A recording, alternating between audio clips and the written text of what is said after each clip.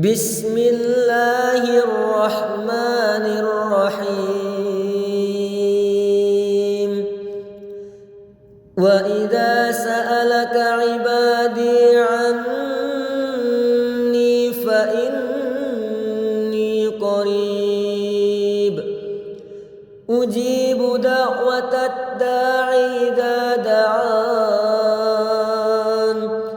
falyastajibu li wal yu'minu bi la'allahum yarshudun. Assalamualaikum warahmatullahi wabarakatuh. Para sahabat sekalian, dari ayat yang sudah dibacakan tadi, ayat tersebut memerintahkan kita untuk senantiasa berdoa kepada Allah apabila kita memiliki hajat. Karena sesungguhnya Allah mendengar dan mengabulkan permohonan seorang hamba apabila hamba tersebut memohon kepadanya. Di bulan yang penuh berkah ini, selain kita diperintahkan untuk menahan lapar, dahaga, dan segala perbuatan dosa, kita juga dianjurkan untuk bersemangat dalam melaksanakan ibadah dan memperbanyak amalan-amalan sunnah, termasuk berdoa.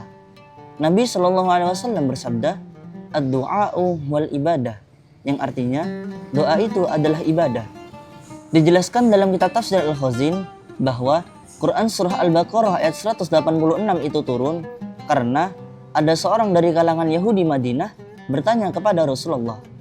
Mereka berkata, "Wahai Rasulullah, bagaimanakah Tuhan kami mendengar doa kami, sedangkan engkau menyatakan kepada kami bahwasanya jarak antara kami dan langit itu adalah 500 tahun perjalanan.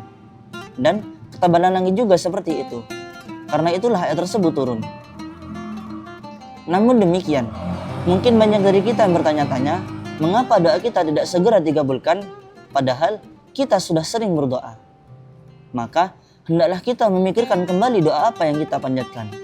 Apakah doa kita semata-mata hanya untuk Allah, ataukah ada hal lain yang membuat kita tidak ikhlas ketika kita sedang berdoa?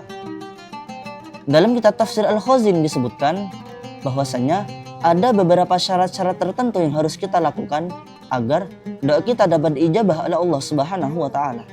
Di antaranya ikhlas dalam berdoa, serta hati kita tidak boleh lalai dan memikirkan perkara-perkara yang lain. Dan selayaknya di dalam doa tersebut bermanfaat bagi kita dan bagi diri orang lain. Sedangkan dalam kitab Ihya Ulumuddin dijelaskan bahwasanya di antara syarat-syarat dikabulkannya doa adalah menanti waktu-waktu yang mulia untuk kita sedang berdoa. Seperti hari Arafah dalam setahun, bulan Ramadan di antara bulan-bulannya, hari Jumat dalam sepekan, dan waktu sahur sepertiga malam. Memanfaatkan keadaan-keadaan yang mulia seperti saat turunnya hujan dan saat kita selesai sholat.